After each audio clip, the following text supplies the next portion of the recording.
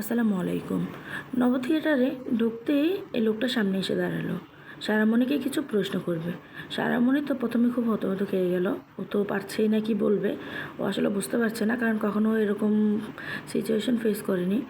তারপরে উনি জিজ্ঞেস করলো, এটা কোথায়? আমার মেয়ে তো জানেই না এটা কোথায়। ও কারণে ও এখানে ফার্স্ট টাইম এসেছে।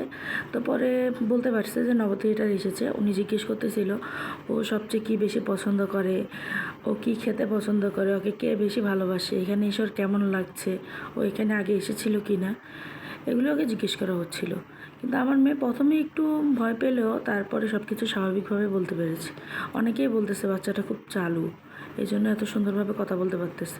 ও কিন্তু একটুও আনইজি ফিল করে কথা বলছে না, এমনভাবে কথা বলতেছে মনে হচ্ছে ও খুব খুশি, ওকে টিভিতে দেখাবে।